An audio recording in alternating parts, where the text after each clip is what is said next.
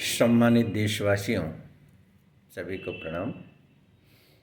मैं एशल ठाकुर, राष्ट्रीय समाजवादी जन क्रांति पार्टी का राष्ट्रीय अध्यक्ष। इस वीडियो के माध्यम से आप सभी के बीच अपने विचारों की प्रबलता को लेकर सम्मानित देशवासियों,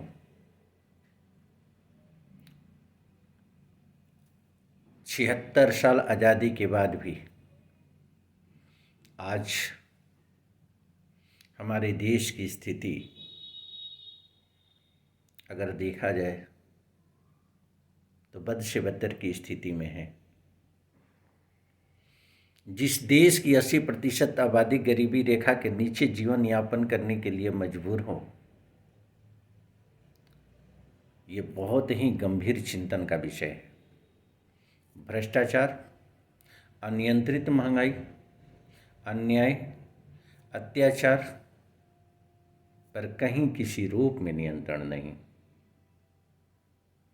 2011 में जिस समय आंदोलन भ्रष्टाचार को लेकर के खड़ा हुआ था, एंटी करप्शन आंदोलन के रूप में, उस आंदोलन के सजग प्रहरी के रूप में हम सभी रहे। हम लोगों ने पूरी ताकत दिया उस आंदोलन को, इस विश्वास के साथ कि अमूल चूल परिवर्तन होगा समाज के अंदर। परिवर्तन की किरण दिखाई दी थी। लेकिन मेरे दोस्तों, ये सफल नहीं हो पाया। जिससे उम्मीद रखी गई थी, उम्मीद पर पानी फेरते उसे देर नहीं लगी। अपने राजनीतिक महत्वाकांक्षा को लेकर के मुख्य मुद्दे से हटते टाइम नहीं लगा। ये सच्चाई है कि उस प्रयास से राजनीतिक लाभ उस व्यक्ति को तो मिला, लेकिन देश के अंदर एक विश्वास की जो किरण थी, वह किरण अस्त होती नजर आई।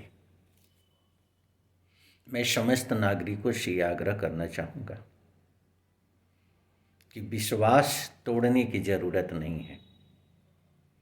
आज हमें ज़रूरत है आर्थिक शैक्षणिक नीतियों के अंतर्गत भ्रष्टाचार, अन्याय और अत्याचार को लेकर के संवैधानिक दायरे में, कानून के दायरे में संरक्षण देने वाली पार्टी, संरक्षण देने वाले सामाजिक संगठन, संरक्षण देने वाले लोगों के साथ कदम से कदम मिला करके उस अभियान को पुनः सफल बनाने का प्रयास करना, जो अभियान कहीं न कहीं से रुक गया है। आज लोगों के दिलो दिमाग में ये बातें आती है कि उस आंदोलन के मसीहा कहाँ गए, आज उनका आंदोलन क्यों नहीं। मुझे कहने में ये जरा सा भी गुरेज नहीं है कि आंदोलन सिर्फ अन्ना हजारे ही करें, ऐसा क्यों? क्या हम लोग नहीं सोच सकते? हम लोग आंदोलन नहीं कर सकते? हम लोग संविधान के संरक्षण में लोकतांत्रिक प्रक्रियाओं के अंतर्गत अपनी प्रबलता को स्थापित नहीं कर सकते? हम क्यों नहीं आवाज उठाते हैं? आज यही कमी हमारी सारी बुराइयों की जड़ है कि हम अन्याय के खिलाफ बोलते नहीं हैं, हम अत्याचार के खिलाफ बोलते नहीं हैं, भ्रष्टाचार के खिलाफ बोलते नहीं हैं। जरूरत है बोलने की। आपको यह भूलने की जरूरत नहीं है कि अनेकों लोग आते हैं, परिस्थितियां ऐसी क्रिएट करते हैं। कोई प्रखर होकर के पूरे देश के अंदर दिखाई देता है, उसकी प्रबलता देश के अंदर दिखाई देती है, प्रदेश के अंदर दिखाई देती है। कोई व्यक्ति के रूप में कार्य करता है, विचारधाराओं में परिवर्तन आ जाता है, कुछ विचारधारा ऊपर नहीं जा पाती है। मेरे दोस्तों, हमें विश्वास करने की ज़रूरत है ऐसे नेतृत्व पर, चाहे सामाजिक संगठन के लोग हों, राजनीतिक संगठन के लोग हों, जिसने कि अपनी विचारधाराओं को तिलांजलि दे करके और समाज को धोखा देने का कार्य किया है। उस पर हमें किसी भी तरह की कोई टीका टिप्पणी करने की ज़रूरत नहीं है। हमें विश्वास करने की ज़रूरत है कि समाज के अंदर एक बंदा जरूर ऐसा आएगा जो पूरे समाज को बदल करके रख देगा। वह कब आएगा, कौन होगा, ये कहना तो मुश्किल है, लेकिन इतना जरूर है कि उसकी कार्य करने की शैली, उस सामाजिक संगठन में किस रूप में कार्य करता है, उसकी सोच क्या है, विचारों की प्रबलता क्या है, उसका एजेंडा क्या है, हमें समझने की ज़रूरत है, उसका साथ देने की ज़रूरत है। हमें ये समझने की ज़रूरत है कि एक हमारा मत करोड़ों रुपए खर्च करके चुनी जा रही सरकार को सत्ता से वंचित कर देता है। हमारा एक मत उस सरकार को स्थापित करने में सहयोग देता है, सरकार को स्थापित कर देता है। वो हैसियत हमारी मतदाता की है। ठीक इसी तरह से हमें अपने विचारों की प्रबलता को लाने की ज़रूरत है। हमें संविधान के दायरे में फंडामेंटल राइट का संरक्षण करते हुए, लॉ एंड ऑर्डर का पालन करते हुए, लोकतांत्रिक प्रक्रिया के अंतर्गत हमें आवाज़ उठाने की ज़रूरत है कि आर्थिक और शैक्षणिक विकास कैसे होगा, सामाजिक विकास कैसे होगा। इसके लिए हमें प्रहार करना पड़ेगा भ्रष्टाचारियों के ऊपर। समस्याएं तो हैं, समाधान किसी के पास नहीं है। जिस राजनीतिक दल की देखें आप चर्चा सुने, उनकी राजनेता की चर्चा सुने आप, चाहे सत्ता पक्ष के हैं चाहे विपक्ष के हों। अगर सत्ता पक्ष के होंगे तो विपक्ष के ऊपर आरोप लगाते हुए नजर आएंगे, और विपक्ष के होंगे तो सत्ता पक्ष के ऊपर आरोप लगाते हुए नजर आएंगे। हम लोगों ने दोनों के कार्यकाल को देखा है।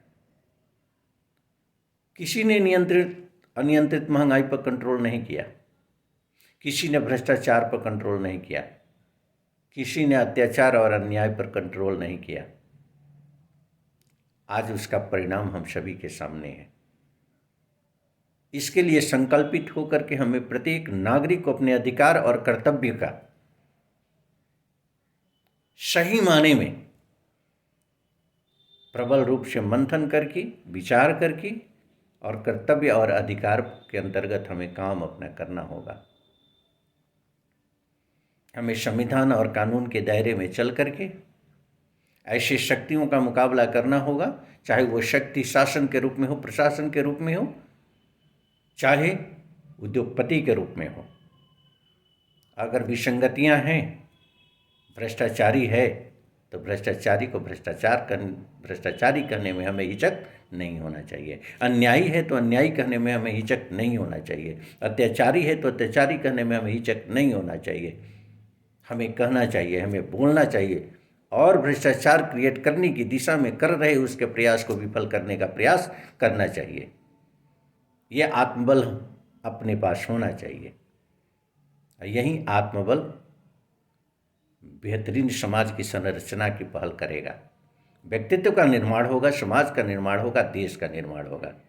हमें चर्चा करने की ज़रूरत नहीं है जाति, धर्म, क्षेत्रवाद और भाषा की। हमें चर्चा करने की ज़रूरत है कि अन्यायी कौन है, उसे अन्यायी साबित करो। अत्याचारी कौन है, उसे अत्याचारी साबित करो। भ्रष्टाचारी कौन है, भ्रष्टाचारी साबित करो। अगर ये प्रखरता से हम आवाज़ उठाना शुरू करते हैं तो मुझे लगता है एक नए समाज की संरचना में हम अहम भूमिका अदा कर सकेंगे। राष्ट्रीय समाजवादी जनक्रांति पार्टी इस मिशन को लेकर के लगातार अपने मूवमेंट पर काम कर रही है। आप सभी से अपील है कि पार्टी के विचारधाराओं को आप समझ गए होंगे मेरे विचारों से, कि राष्ट्रीय समाजवादी जनक्रांति पार्टी उस शक्ति का प्रबल विरोधी है, चाहे वह शक्ति किसी रूप में, कहीं भी ताकतवर रूप में हो, उसको ताकतवर नहीं मानती। संविधान और कानून का उल्लंघन करने वाला व्यक्ति कभी ताकतवर नहीं हो सकता, चाहे किसी भी पद पर पीठासीन क्यों न हो। ऐसे लोगों के खिलाफ हमें आवाज़ उठाने में बिल्कुल हिचकने की ज़रूरत नहीं है। वो चाहे जिस रूप में जहाँ भी हो, जिस पद पर प्रतिष्ठापित है, पीठासीन अधिकारी के रूप में हो, तो आपको पीठासीन अधिकारी बनाया गया है अपने कार्यों का अनुपालन करते हुए, नियम और कानून के दायरे में, संविधान के दायरे में, नागरिकता के अधिकार को संरक्षित करने के लिए, नागरिकों को संरक्षण देने के लिए, नागरिकों के हितों को संरक्षित करने के लिए। अगर ऐसा नहीं करते हैं तो उसका उल्लंघन करने का अधिकार न तो आपको संविधान देता है, न तो कानून देता है। तो मैं सभी से अपील करना चाहता हूं, सम्मानित देशवासियों से, उठिए, जागिए, आगे बढ़िए। अपने मतदान के प्रयोग से ही परिवर्तन की शुरुआत करें, ग्राम प्रधान से लेकर के और नगर निगम के चुनाव से। अच्छे प्रत्याशी का चयन हो, वह प्रत्याशी चाहे किसी भी दल का हो, वह प्रत्याशी चाहे निर्दल क्यों न हो, वह प्रत्याशी चाहे छोटे दल का क्यों न हो।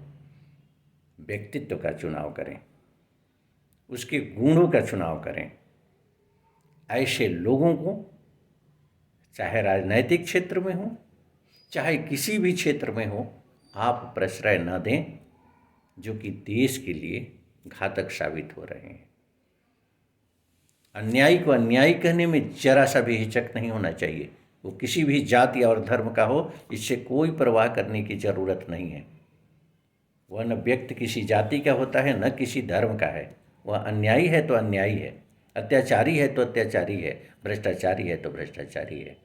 तो मैं आप सभी से अपील करना चाहता हूँ, इस विचारधारा को लेकर के निरंतर तेज गति से आगे बढ़ रही राष्ट्रीय समाजवादी जनक्रांति पार्टी के मिशन को मजबूती दें और साथ जुड़ करके जहाँ भी जिस रूप में ज़रूरत होती है एक दूसरे का पूरक बन करके हम आगे बढ़ते हैं और इनकलाब जिंदाबाद के नारे इतने बुलंद करते हैं कि भ्रष्टाचारियों की नींद हराम हो जाए, अत्याचारियों की नींद हराम हो जाए, मकारों की नींद हराम हो जाए, चाहे वो जिस स्तर पर हो, कहीं भी हो, किसी रूप में हो, उसकी नींद हराम हो जाए। तो मैं आप सभी से अपील करना चाहता हूँ, आइए हम मिल कर के इनकलाब की आवाज़ देते हैं, आगे बढ़ते हैं, अन्याय के खिलाफ, अत्याचार के खिलाफ, संविधान के संरक्षण को लेकर के और कानून के संरक्षण को लेकर के। हम नहीं होने देंगे संविधान का उल्लंघन, हम नहीं होने देंगे कानून का उल्लंघन। अपने कर्तव्यों का अनुपालन तो तुम्हें करना पड़ेगा, इसके लिए विवश करेंगे हम। इस विचारधारा के साथ जुड़ करके हम एक दूसरे के साथ आगे बढ़ते हैं। इनकलाब जिंदाबाद के साथ पुनः मिलेंगे किसी अन्य विचारधारा के साथ। हो सकता है निजीकरण का मुद्दा, हो सकता है एफडीआई का मुद्दा, इस मुद्दे पर भी हम चर्चा करेंगे। और सारी बुराइयों की जड़ सिर्फ अगर मैं कहूँ तो हम लोगों की लड़ाई थी देश के अंदर सशक्त लोकपाल और प्रदेश के अंदर सशक्त लोकायुक्त। आज जरूरत है सशक्त लोकपाल का और सशक्त लोकायुक्त का। आज जरूरत है आय से अधिक संपत्ति पर शिकंजा कसने का। जरूरत है अगर इस पर पहल हम कर देते हैं, इस पर सरकार अगर हिम्मत करके पहल कर देती है, तो मुझे लगता है उस सरकार को हम रिगार्ड देंगे, उसकी तारीफ करेंगे और वही सरकार एक बेहतर समाज की संरचना करेगी, जिस समाज के अंदर मानवीय मूल्यों का संरक्षण होगा, समाज बेहतर होगा और देश को सोने की चिड़िया बनने से कोई रोक नहीं सकता। तो मैं अपील करना चाहता हूँ, चाहे जिस किसी भी राजनीतिक दल की आप हों, किसी भी सामाजिक संगठन से आप जुड़े हों, व्यक्तित्व के विचारों में आपकी अगर प्रबलता हो तो आप आगे आएँ, कार्य करें। हम इसकी सराहना करेंगे, कोटि कोटि सराहना करेंगे। विसंगतियाँ अगर कहीं होती है उसमें सुधार की गुंजाइश होती है, सुधार की ज़रूरत है। एक राजा के कर्तव्य का निर्वहन करने की ज़रूरत है। आप प्रदेश स्तर पर हैं चाहे देश स्तर पर हैं, प्रदेश स्तर पर रहेंगे या देश स्तर पर रहेंगे, एक राजा की नज़र में कहीं कोई भिन्नता नहीं होती। वो न्याय की बात करता है और न्याय की बात अगर नहीं करता है तो वो बेहतर राजा हो ही नहीं सकता। तो अपने राजधर्म का भी अनुपालन हमें करने की ज़रूरत है। जो हमारे प्रदेश और देश के स्थापित हमारे सत्ता के लोग हैं, और आने वाले दिनों में भी इस विचारधारा को ही स्थापित करने की ज़रूरत है। और इस विचारधारा को स्थापित करके ही हम बेहतर भारत का निर्माण कर सकते हैं। इस पर मैं आप सभी से अपील करता हूं, सम्मानित देशवासियों से गंभीरता से मंथन करें और निगेटिविटी को छोड़कर आप अपने दिलो दिमाग से ये बातें निकाल दें कि परिवर्तन हो ही नहीं सकता। परिवर्तन होगा, होकर रहेगा। इस विश्वास के साथ एक कदम आपका आगे बढ़े। राष्ट्रीय समाजवादी जन क्रांति पार्टी के साथ अगर आपका प्रबल विचारधारा आगे बढ़ती है तो मुझे पार्टी का कोई बैनर की ज़रूरत नहीं। हम व्यक्तित्व का समर्थन करेंगे, हम व्यक्ति का समर्थन करेंगे। किसी सामाजिक संगठन की आवाज़ होती है, उस आवाज़ का मैं समर्थन करूंगा। राजनीतिक संगठन का इस विचारधारा की आवाज़ अगर होती है तो उसे समर्थन करने में, उसका सहयोग करने में मुझे कहीं से गुरेज नहीं है। पुनः मिलते हैं अलग विचारधारा को लेकर के, उस पर भी हम मंथन करेंगे। आपके बीच अपने विचारधारा को शेयर करेंगे। आप सभी से उस पर अपना विचार मांगेंगे और उसको आत्मसात करके चलने का प्रयास करेंगे। इसी के साथ मैं अपनी वाणी को विराम देना चाहता हूँ। धन्यवाद।